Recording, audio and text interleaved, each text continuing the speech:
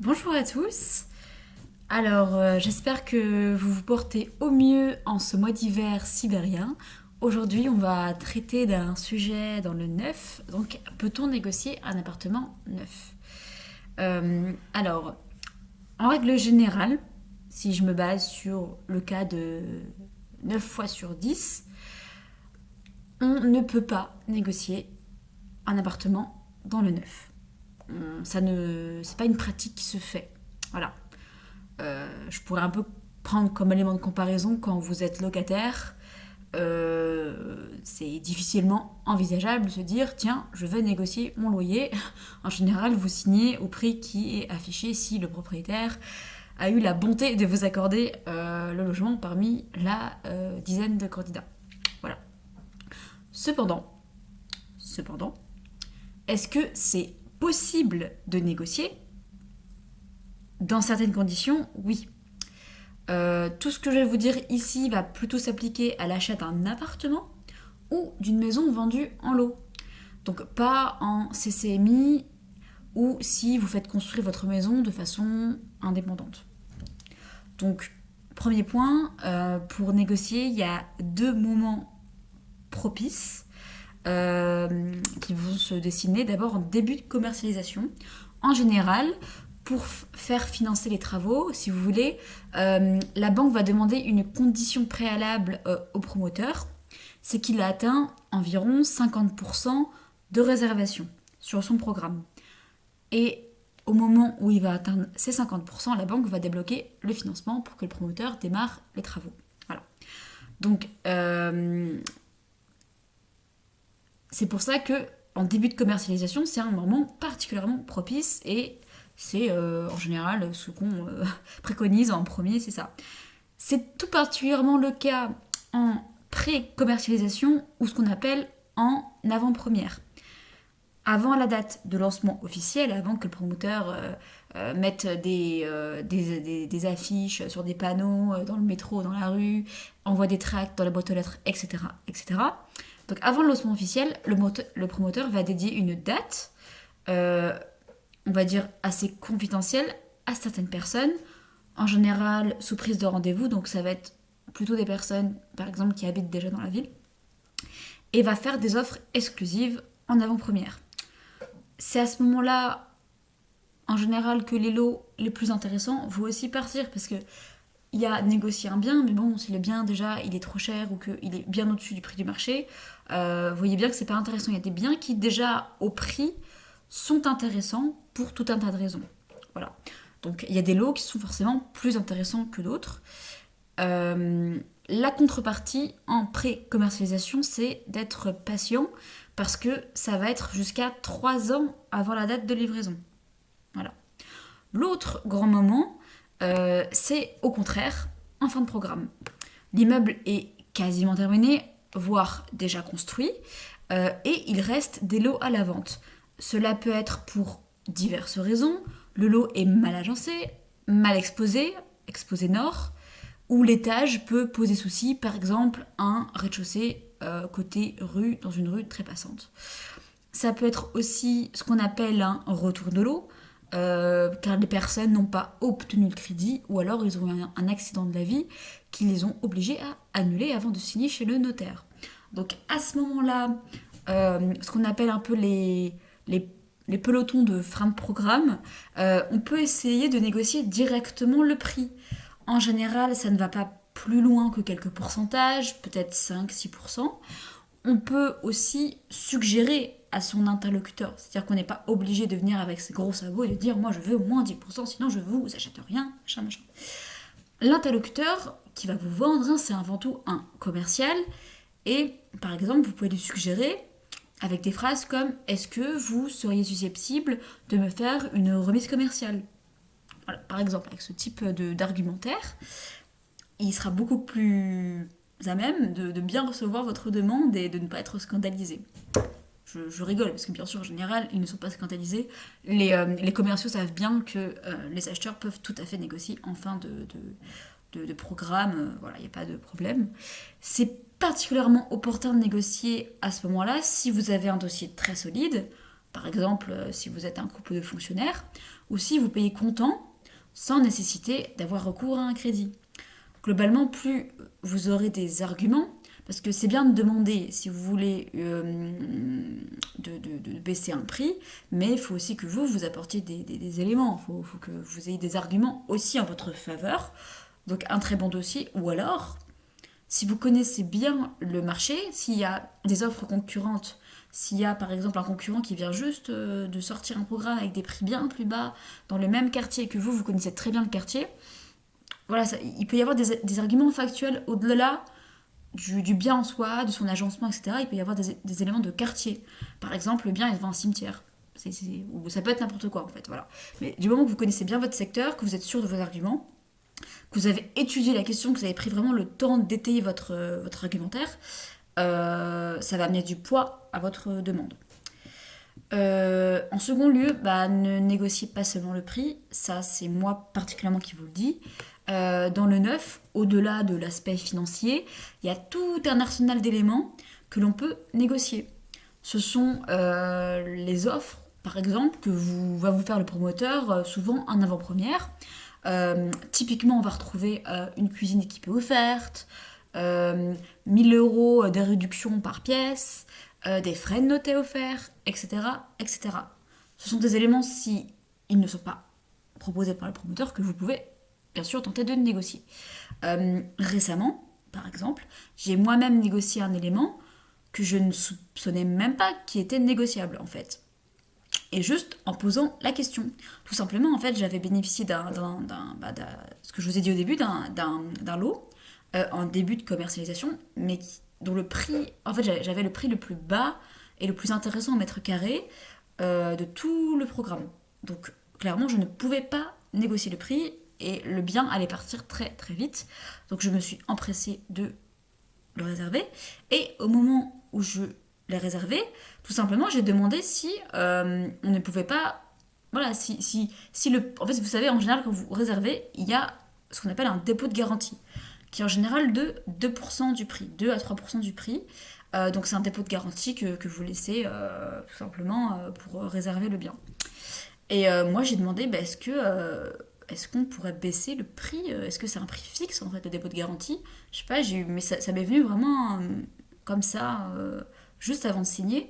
Et le commercial m'a dit, mais en fait le prix que l'on met c'est le prix maximum. C'est le maximum d'office. Mais je peux vous faire, effectivement... Parce que comme si vous voulez, comme j'allais déjà signer, que j'étais là, que j'avais le chèque, que j'avais tout, le commercial aurait pu dire non. Mais comme j'avais signé, peut-être que c'était un élément, je sais pas, de négociation. Parce que j'étais là, j'allais signer, j'étais prête. Et il m'a dit, écoutez, je peux vous faire, je crois qu'il m'a fait à 1,5. 1,5 au lieu de 3. Donc j'ai eu un dépôt de garantie divisé par 2. Voilà, donc n'empêche que c'était de la trésorerie pour moi en plus, donc c'était pour moi un élément de négociation très fort, puisque c'était le seul élément que de toute façon je pouvais négocier. Donc il y a d'autres choses que l'on peut négocier par le prix, ça va être par exemple le délai pour obtenir le crédit, surtout si vous êtes en début de commercialisation, si vous voulez le promoteur, comme je vous expliquais, attend d'avoir environ 50% de réservation. Donc même si vous avez le crédit dans les 1 mois et demi, bien souvent, vous ne signez chez le notaire que plusieurs mois après. Par exemple, peut-être 4 mois, 5 mois, peut-être même plus de 6 mois après avoir réservé le bien. Donc, si vous voyez que vous avez besoin de temps, vous pouvez très bien dire, écoutez, est-ce que... Soit vous pouvez négocier comme ça, c'est-à-dire peut-être que ça vous fait 1 mois et demi que vous recherchez votre crédit, vous avez besoin de temps, vous pouvez appeler et dire est-ce que je peux avoir un petit délai, un avenant, quelque chose. Soit au moment où vous réservez, demandez, souvent il est inscrit dans la clause 45 jours de délai pour la recherche de crédit. Vous pouvez dire écoutez, est-ce qu'on peut mettre 60 jours, est-ce qu'on peut mettre 75 jours, voilà. Vous pouvez essayer de négocier le délai, donc pour avoir vraiment une sérénité dans votre recherche. Pour moi, ça, au-delà de l'aspect financier, c'est quand même important parce qu'une recherche de crédit, c'est stressant. Vous pouvez mettre une option.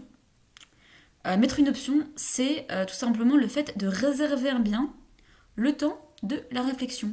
Vous avez repéré un appartement qui vous intéresse, vous savez que l'appartement va partir, vous êtes les premiers à entrer dans la bulle de vente, vous pouvez demander au commercial, écoutez, est-ce que vous pouvez me réserver les biens pendant X jours, voire X semaines, parfois ça peut être 2 semaines par exemple. Et en fait, le commercial, s'il accepte, il va vous réserver l'exclusivité Et ce sera à vous de dire, au bout du délai, oui, je souhaite réserver ou non, je ne souhaite pas réserver. Et comme ça, vous n'aurez pas une heure ou à réserver là sur le moment, parce que dans les bulles de vente, il peut y avoir une certaine pression du commercial pour vous faire signer le plus rapidement possible, parce que, bien sûr, plus vous signez vite, plus c'est dans son intérêt. Enfin, moi je vois une chose, par exemple, que j'ai vue nulle part dans mes recherches. Vous pouvez demander, vous pouvez négocier les frais de mise en copropriété offerts. En fait, souvent le promoteur fait payer à l'acquéreur les frais de mise en copropriété. Quand on crée une copropriété, on fait appel à un géomètre et un notaire qui va créer, créer les lots, les plans, le règlement de copropriété et toutes les formalités administratives liées à une création de copropriété. Et donc ces frais en fait vont être divisés par le promoteur par le nombre de centièmes par lot. Voilà.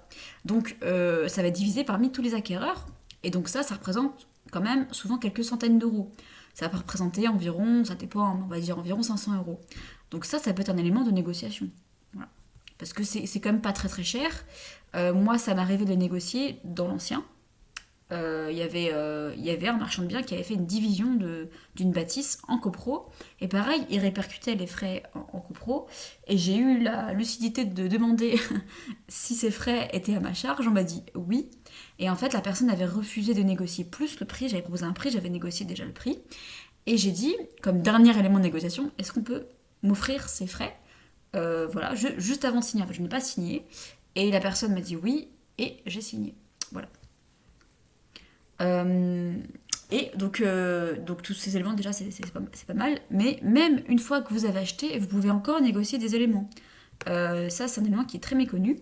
Si par exemple vous avez rencontré un problème avec le promoteur, le programme, par exemple vous avez découvert que le joli champ en face, là où donne votre terrasse, en fait ce champ là il allait être aménagé en cimetière.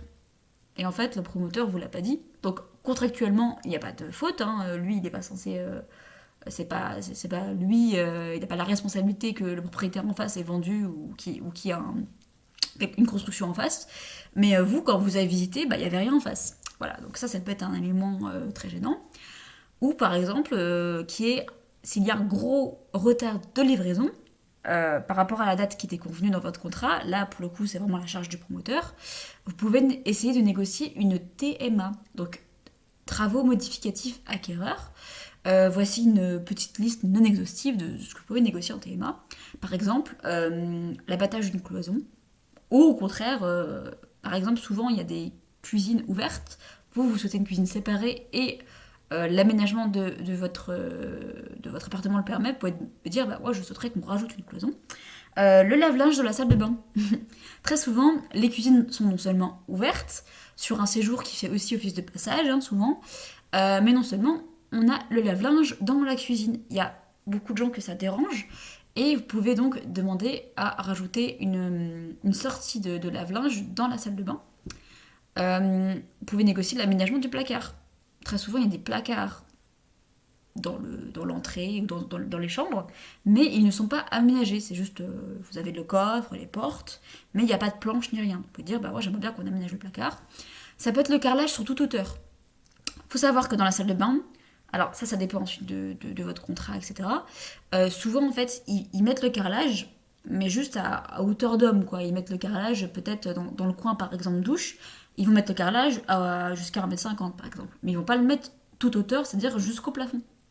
Donc vous pouvez négocier, si c'est pas le cas, à ce que le carrelage soit vraiment jusqu'au plafond, ou alors l'installation d'une paroi dans la douche ou dans la baignoire. Très très souvent. Ça c'est des choses auxquelles on ne pense pas, mais il faut vraiment poser la question. Il y a marqué douche ou baignoire, mais souvent en fait ils mettent juste le receveur et une partie de carrelage, mais la paroi n'est pas incluse.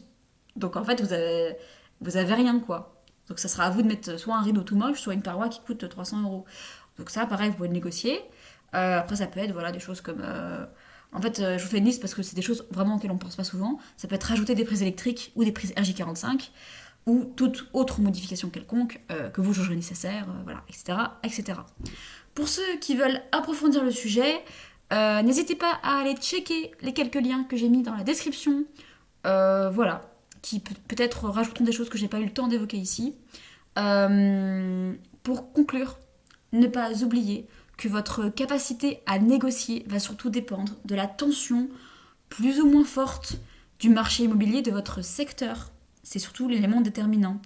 Ça va aussi dépendre de votre expertise de la zone et aussi de la personne que vous avez en face de vous. Il ne faut pas oublier non plus qu'il ne faut pas hésiter à se lancer. Vous serez sûr de ne rien obtenir si vous ne demandez pas. Le pire qui puisse vous arriver, au fond, c'est qu'on vous dise oui. Voilà. Donc gardez bien en tête que cela reste avant tout du commerce et qu'il est naturel que vous cherchiez à avoir la meilleure offre possible. Donc, ce sera le mot de la fin.